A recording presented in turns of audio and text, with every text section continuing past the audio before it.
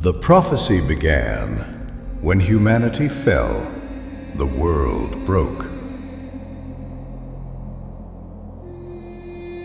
And the first cost was blood.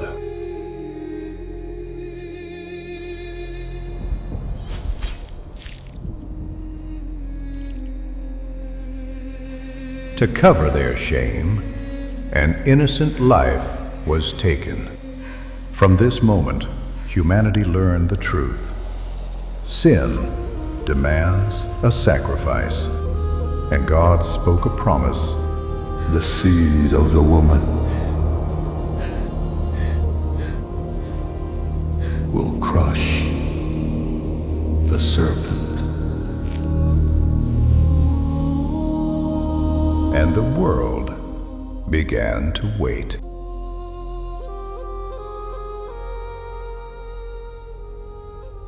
Generations passed, but the prophecy did not fade. On a mountain called Moriah, the shadow of the sun appeared again.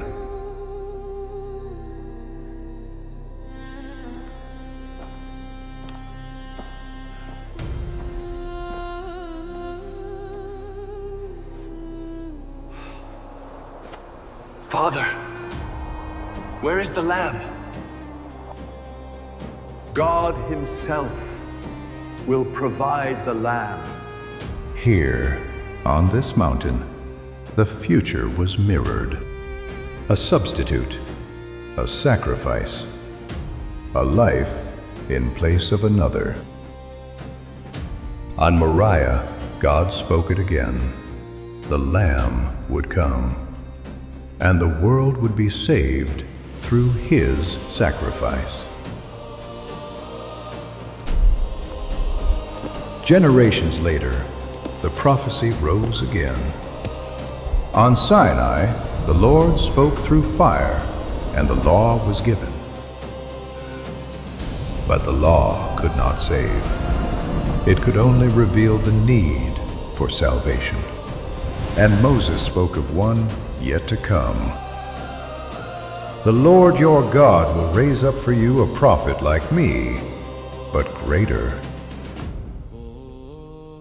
He would not bring the law. He would fulfill it.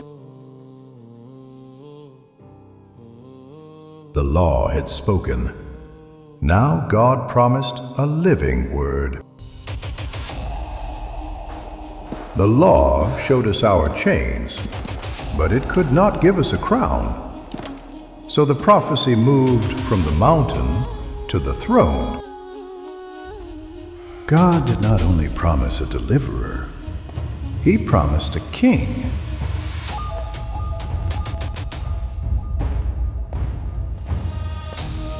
A shepherd became a warrior became a king. But the promise went beyond David himself. God spoke a covenant to David. I will raise up your offspring after you, and I will establish the throne of his kingdom forever. Every crown eventually fell, but you cannot kill a promise. The throne was eternal, but the entrance would be low. To wear the gold, he first had to carry the wood. The prophecy did not just predict a birth, it predicted a sovereign sacrifice.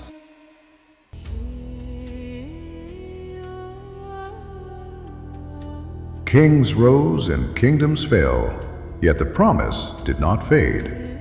It moved through history on the breath of prophets who saw beyond their own age. Isaiah looked past war and fear and spoke it plainly. A virgin would conceive and bear a son, not metaphor, not myth, but a child. And Micah narrowed the promise further, away from thrones and armies, fixing it on a town too small to matter, Bethlehem, where a ruler would come quietly. Then Daniel was shown the clock of empires, years measured and moments appointed, until the Anointed One would arrive on heaven's timing, not man's. And Zechariah saw the manner of his entrance, a king, not lifted high, but lowered, humble, riding on a donkey, power without spectacle. 4 voices separated by centuries, carrying one message to one moment, and the world stood ready.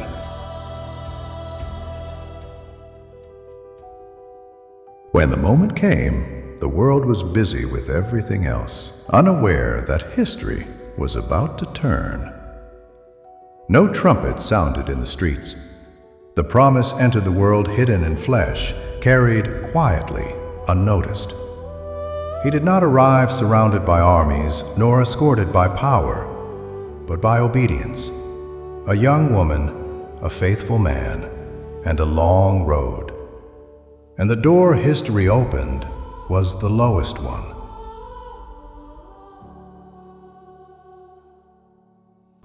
Eternity stepped into time without resistance, without force, without demand. He did not come to rule yet. He came to live.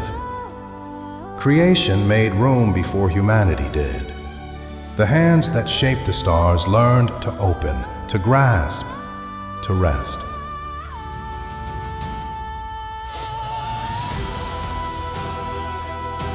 The King had arrived, unnoticed by the powerful, unseen by the proud.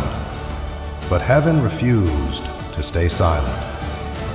The sign returned to the sky because the promise was now alive, and the message moved outward, from the forgotten to the wise, from the fields to the nations.